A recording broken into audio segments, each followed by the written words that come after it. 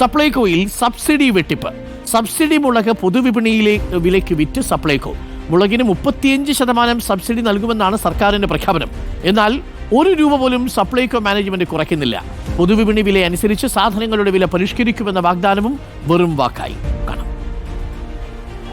സംസ്ഥാനത്ത് പൊതുവിപണിയിൽ ഇടപെടുകയാണ് സപ്ലൈകോയുടെ ദൗത്യം.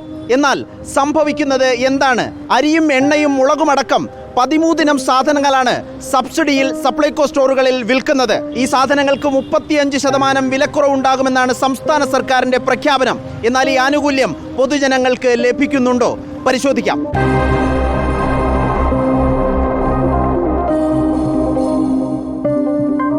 തിരുവനന്തപുരം ചാല മാർക്കറ്റിലാണ് ഞാനുള്ളത്. ഇവിടെ മുളകിൻ്റെ ഒരു വ്യാപാരശാലയാണ്. ഇവിടെ ആളുണ്ട്, ചോദിക്കാം. എത്ര രൂപയാണ് മുളകിന് വില ഇപ്പോൾ പൊതുവിൽ? ഇത് 125 കിലോ, ഒരു കിലോയ്ക്ക്. മറ്റേതാണെങ്കിൽ 128, ശരാശരി 130, 135 ആ റേഞ്ചിൽ വരും. ഇപ്പോൾ മുളകിന് ഇപ്പോൾ എങ്ങനെയാണ് വില? 125 125, പിന്നെ കൂടിയത് 140 വരെ ഉണ്ട്. ഞാൻ സാധാ മുളക് അത് 125 തന്നെ. നേരത്തെ ഇരുന്നത് 160, 170 വരെ ഇരുന്ന്. ഇപ്പോൾ വില കുറഞ്ഞു.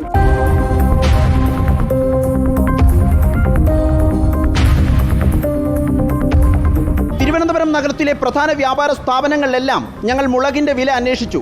120 രൂപ മുതൽ 140 രൂപ വരെയാണ് തിരുവനന്തപുരം നഗരത്തിൽ 1 കിലോ മുളകിന് പൊതുവിപണിയിൽ പൊതുജനം നൽകേണ്ടി വരുന്നത്. പരമാവധി 140 രൂപ എടുത്താൽ 1/2 കിലോ മുളകിന് നൽകേണ്ടത് 70 രൂപ. അങ്ങനെയെങ്കിൽ 35% സബ്സിഡി സപ്ലൈകോ സ്റ്റോറുകളിൽ ലഭിക്കണം. 24.5 രൂപ കുറയണം. എന്നാൽ ഒരു സപ്ലൈകോ സ്റ്റോറിലെ വിലവിവരം നമ്മൾ പരിശോധിക്കുകയാണ്. മുളകിന് വില 1/2 കിലോയ്ക്ക് 70 രൂപ 36 പൈസയാണ്. 2 രൂപ പാക്കിംഗ് ചാർജ് അടക്കം പൊതുജനം നൽകേണ്ടത്. വിപണിയിൽ 1/2 കിലോ മുളക് വാങ്ങേണ്ട അതേ തുക തന്നെ സപ്ലൈകോ സ്റ്റോറിലും നൽകേണ്ടി വരുന്നു എന്ന് ചുരുക്കം. സബ്സിഡി എവിടെ? സർക്കാരെ 24 രൂപ 50 പൈസ സബ്സിഡിയായി മുളകിന് വില കുറയേണ്ടതുണ്ടെങ്കിൽ കുറയ്ക്കാതെയാണ് സപ്ലൈകോ സ്റ്റോറുകളിൽ വിൽപ്പന നടത്തുന്നത് എന്ന് ഞങ്ങളുടെ അന്വേഷണത്തിൽ മനസ്സിലാവുകയാണ്. അടിയന്തര നടപടി സർക്കാരിൻ്റെ ഭാഗത്തുനിന്നും ഇക്കാര്യത്തിൽ കൂടിയേ തീരൂ. വീഡിയോ ജേർണലിസ്റ്റ് വിപിൻ ചെങ്കലിനൊപ്പം റിപ്പോർട്ടർ ആദിൽ പാലോട്, റിപ്പോർട്ടർ തിരുവനന്തപുരം. ആദിൽ പാലോട് ചേരുന്നുണ്ട് കൂടുതൽ വിവരങ്ങളുമായി. Adil Palode, very good morning.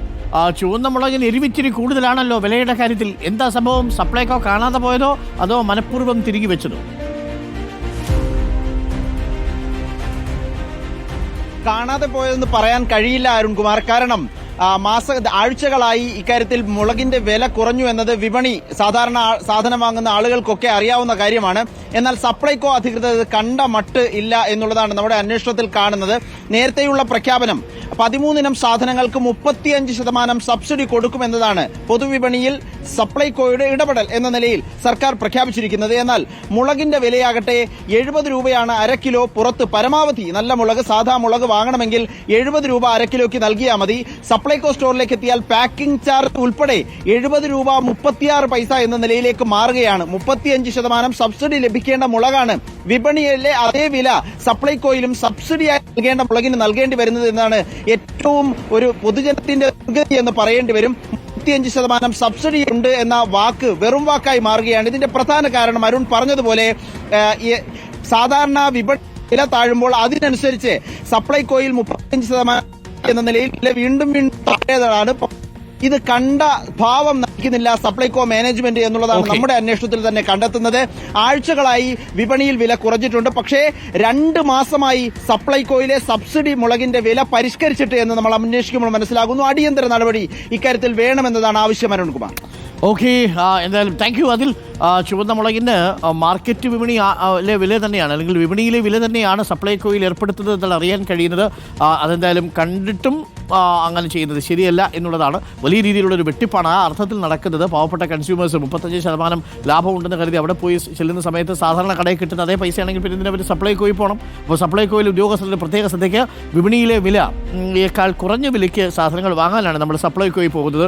വിപണി വില വാങ്ങാനാണെങ്കിൽ അവിടെ അപ്പുറത്തുള്ള ബാബുവണ്ണൻ്റെയും രാജാണ്ണൻ്റെയും മരിയമ്പാവു മുതലാളിയുടെയൊക്കെ കടയിൽ പോയാൽ പോലെ ഇതിനീ പറയുന്ന പോലെ നിങ്ങളുടെ കടയിൽ വരണോ എന്നുള്ളതാണ് ഒരു പ്രധാനപ്പെട്ട ചോദ്യം.